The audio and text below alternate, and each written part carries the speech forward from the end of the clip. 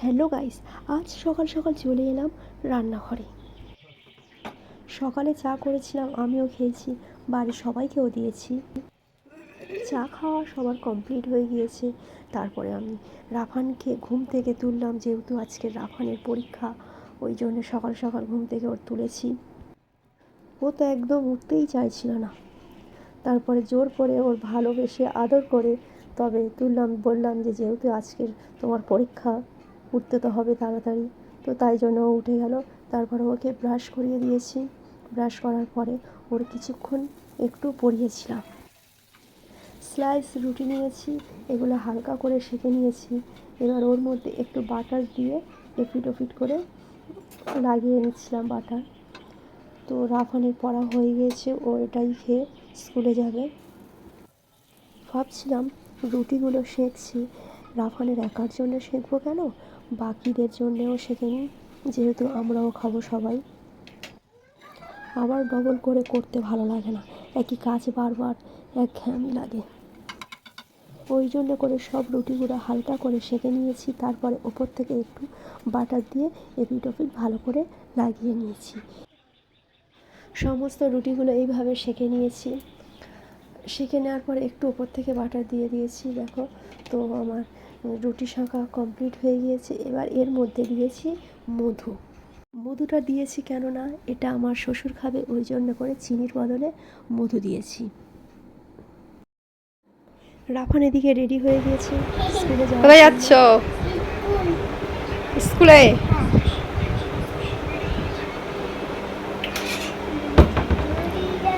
আজকে তোমার পরীক্ষা তো? আজকে পরীক্ষা যাবে না কেন? নাও ব্যাগটা, নাও ব্যাগটা, নাও রাফান ব্যাগটা নাও। আজকে কি টিফিন দিয়েছি দেখো।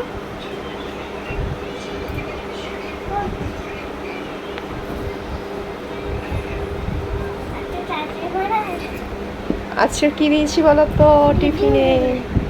হ্যাঁ, এটা কি?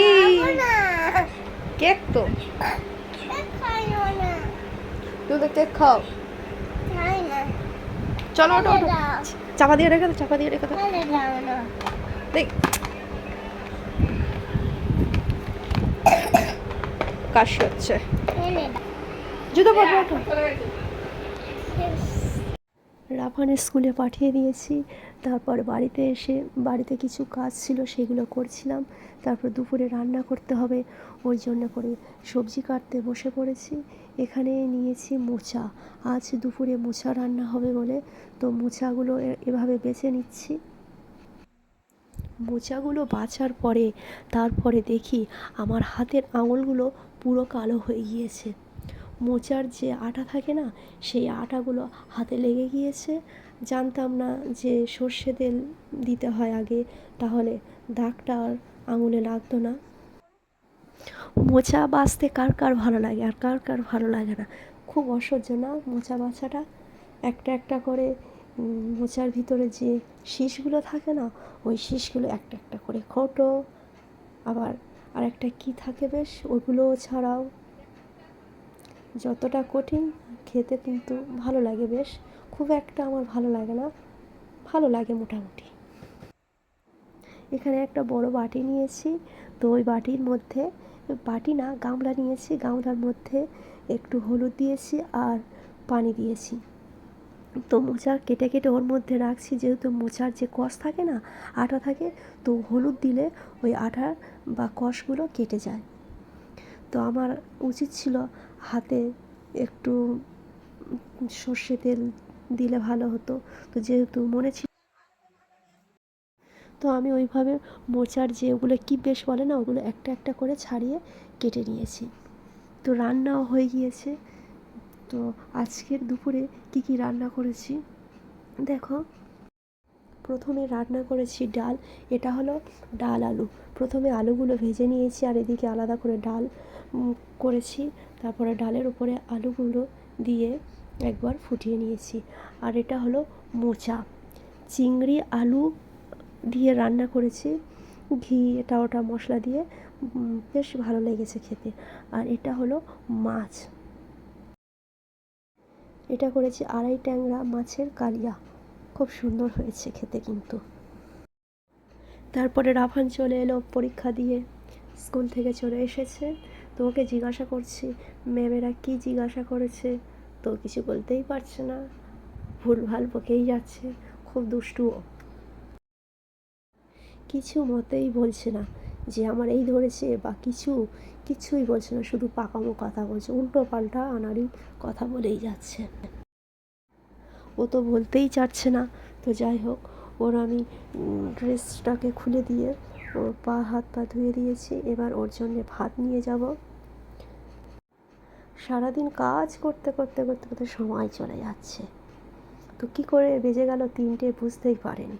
ও স্কুলে গিয়েছে, তারপরে আমি রান্না করলাম, তারপরে রান্না করে ভাত খেতে যাব, তারপর দেখি না ও এসে হাজির। তো কী করে যে সময়টা পার হলো, আমি বলি তুই গিয়েছিস তো সবে, আর এত তাড়াতাড়ি চলে এলি? ও বলছে কেন, আমি তো সকালে গিয়েছি, এসছি তো বিকালে। ও স্কুল থেকে এসেছে, তো ওর জন্যে ভাত নিয়ে যাচ্ছি, ওকে ভাত খাওয়াবো। ওর জন্যে নিয়েছি ডাল আর ওই আড়াই ট্যাংরা মাছ বলে না, ওই মাছের একটা গাঁতা বলছি, একটা পেটি নিয়েছি। তো ও এটা ওটা খেতে চায় না, মোচা বলো এ বলো, উল্টোপাল্টা জিনিস খেতে চায় না, তো যেটাই খায় সেটাই নিয়েছি। দেখো এর কাণ্ডটা দেখো, আমি নিয়ে এসেছি ভাত মাখিয়ে ভাত খাওয়াবো বলে, আর ও এখন খাচ্ছে কেক। আজকের স্কুলে টিফিনে কেক দিয়েছিলাম না, তো ওই কেকটা মনে হয় স্কুলে খায়নি, তো কিছু কারণে হয়তো খায়নি, খিদে পায়নি বলে। তো ওই জন্য করে কেকটা বসে বসে দেখি না খাচ্ছে। তো ভাতটা কে খাবে?